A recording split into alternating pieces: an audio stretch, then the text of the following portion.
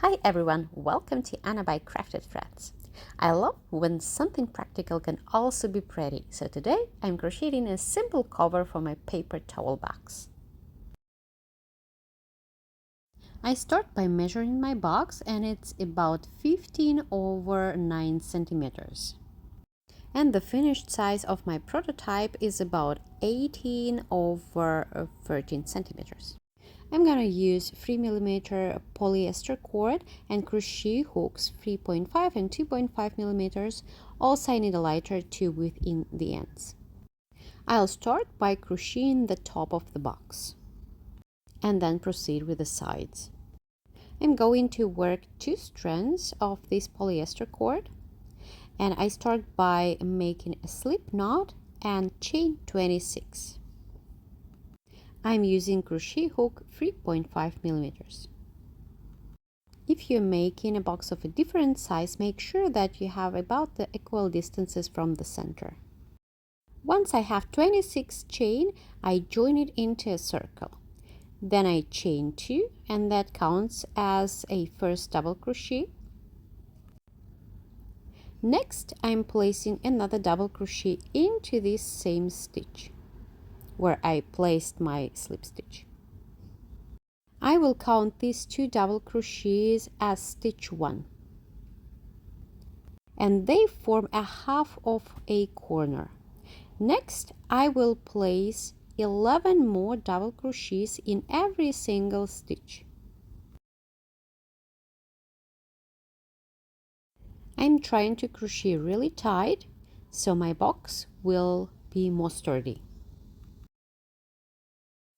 Alright, here we go. I have these 2 stitches as 1, 2, 3, 4, 5, 6, 7, 8, 9, 10, 11, 12. Now I'm going to place 2 double crochets into the 13th stitch. 1 and 2. And then to form the corner, I will chain 1 and place 2 more double crochets into this same stitch. It's going to be a bit tight in this spot, so my advice to chain the initial row pretty loosely so you will have enough space for all these double crochets. So this is my first fully formed corner. Next, I will form another corner, and I will repeat these same steps again into the next stitch. It's very important to find it and not to skip it. So here it goes, 2 double crochets into the next stitch, just like I did it for the corner right before. 2 double crochets, then I chain 1 and I place 2 more double crochets into this same stitch. And again, yeah, it's a bit tight in here, but manageable. You can adjust your tension. You can also take a bigger crochet hook if it makes it easier for you to work. So here we go. I formed 2 corners, and now I will place 11 more double crochets into every following stitch. I'm sorry for this blurry picture. At some point my camera decided to focus on the table instead of focusing on the crochet, but I hope from what I also explain you can easily follow what I'm doing.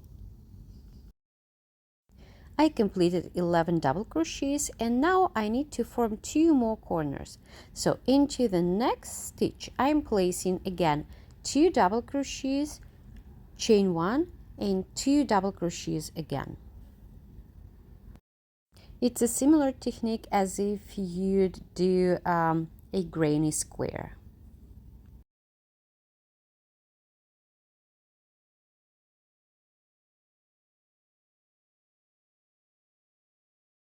Remember when I said that the first 2 stitches were the first half of the corner?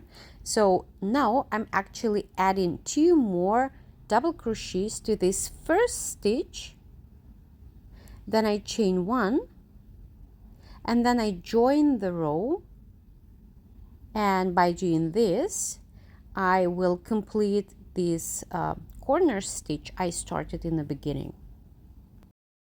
Here you need to find this chain 2 from the very beginning of the row. Take your time, don't rush. Important is to find the proper stitch to join with. I can compare that to the top-down raglan as well if you've done that before. It's literally when you divide front, back, and the sleeves. That's how it looks now. I have 4 corners and the hole in the middle for the towels to pull through. In order to start the second row, I'm going backwards into the chain space and place a single crochet, then chain 1. This counts as the first double crochet of this corner stitch. Then I'm adding another double crochet into this same chain space, and this is again the half of this corner. Next, I'm working double crochets into every stitch until I reach the following corner. Go ahead and finish this side and I will meet you at this corner. Now I'm placing the last double crochet of this side, and next I'm going to work the corner. So I'm placing 2 double crochets into the corner chain space, and yeah, sometimes it's a bit tough to keep these 2 strings together, but here we go. So 2 double crochets, then again chain 1 and 2 double crochets into this same chain space, and now it's much easier. Next I will work this short side, and I will place 3 double crochets into each stitch. 1, 2, and 3. Again, I came to the next corner and I work in the corner stitch. So I'm placing 2 double crochets into this chain space.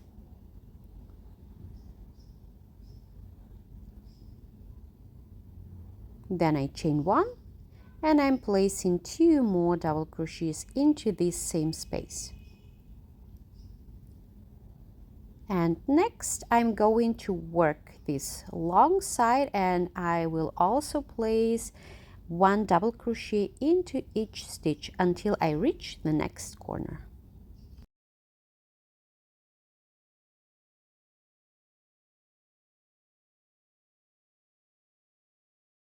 I completed the third corner and now I'm about to join the row, so I'm placing 2 double crochets into this first corner chain space. I chain 1 and then I join this row. So I've just completed the second half of the first corner stitch.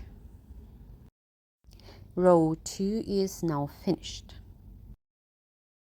It's very important to keep measuring your work and the paper box you're making that for. So I could actually chain 24, but that will do. I added a third row in absolutely same way I just worked the second one. And it looks like I still would need another row to add. But I will adjust the form a little bit, and I will crochet single crochets along the short sides and double crochets along the long sides. If it's a bit confusing, just follow me, I will explain what I'm doing. So now I'm about to start the 4th row. I'm again doing a single crochet backwards into this corner chain space. Then I chain 1, this is my first double crochet, then I place another double crochet into this same corner chain space, and this is a half of the corner stitch, again like in the previous rows. Then I will work in double crochets along this long side of the box.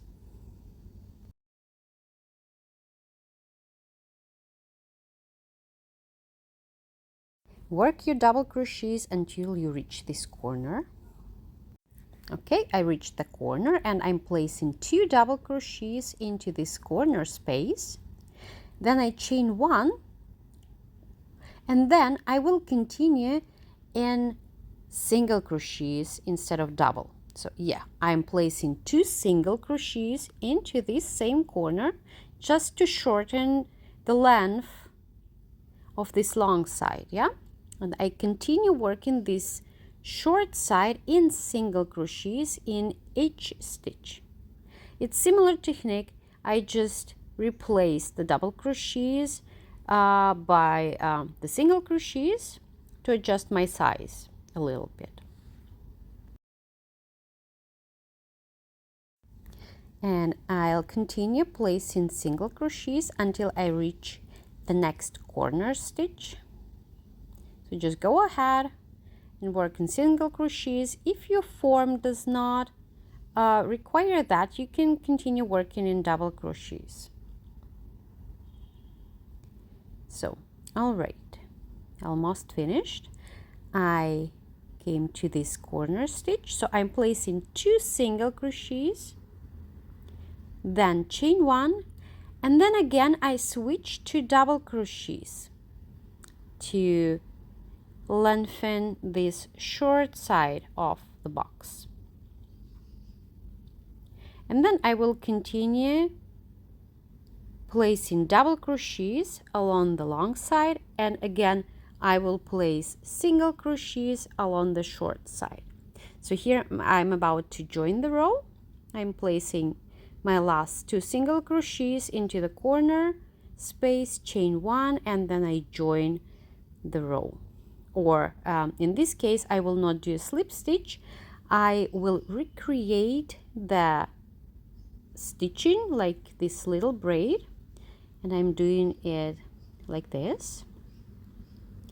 So I just need to recreate the stitch in order to make it less noticeable, this joint.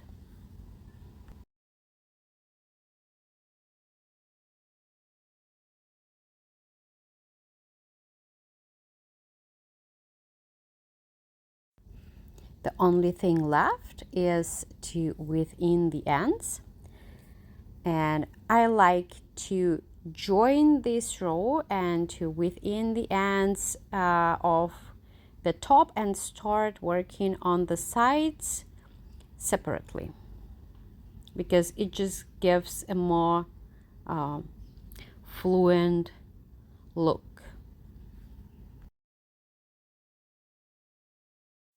So within the ends, cut the thread and use your lighter to melt the ends so that they will not unravel. Okay, the top part is now finished, and I will continue with crocheting the sides.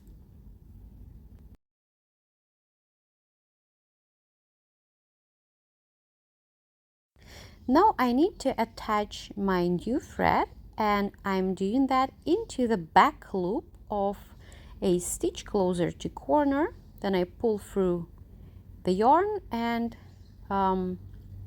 chain 1.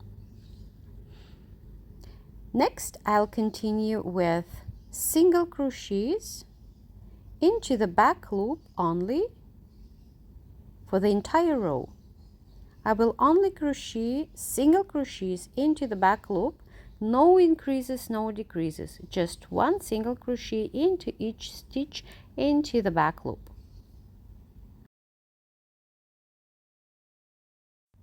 I'm at the end of this row, and now I need to join in. So I place my hook into the first stitch where I joined in, and then I just combine it with a slip stitch at the same time. You can do it this way, or you can do it separately. So like you do a single crochet and then a slip stitch, whatever makes it less noticeable. This is the row 1 of this side, and then I will continue working in double crochets. So my next row will be in double crochets. I chain 2, and I will place a double crochet into the next stitch, and I will continue working in double crochets for the entire row. Again, no decreases or increases, just one stitch at a time.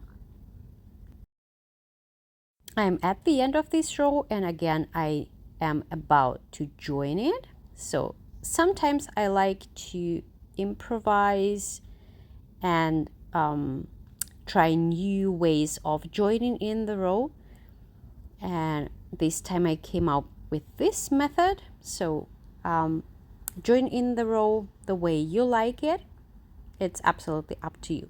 So next row I'm adding this a bit more textured pattern. So I chain 2 and then I skip 1 stitch and will place my hook into the following stitch, then yarn over, and I'm going back into the stitch I just skipped and will place a double crochet in there. So this way my double crochet is crossed, and I will continue this pattern for the entire row. Skip 1, place a double crochet into this stitch, then go backwards and place a double crochet into a skipped stitch and continue again and again. If you don't want to do that, you can either try some other pattern or you can just continue working in double crochets. A very important thing to remember, keep the same amount of stitches in every row. Count your stitches. Now I'm about to finish this row, so I'm placing this last crossed double crochets,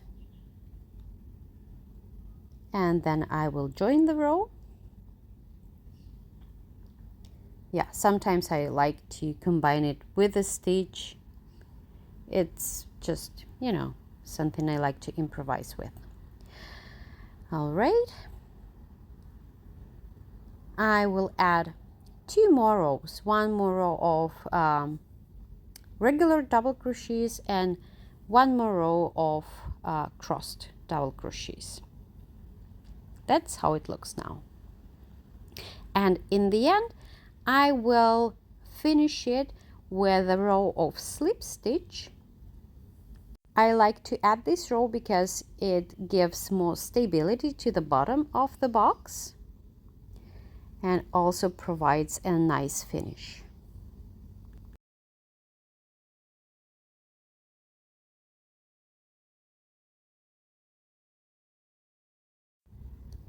I will join in this slip stitch row the same way I finished my top part.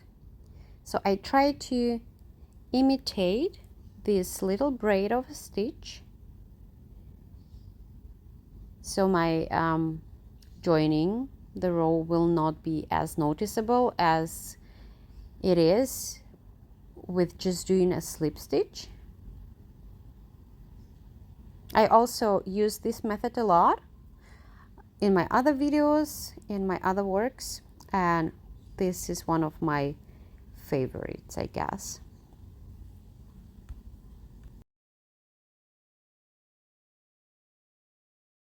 If you feel like you want to add more slip stitch rows, go ahead and try it. It will just be a bit more of a decoration, and maybe it will also provide some more stability to your box. Depends on what you're looking for.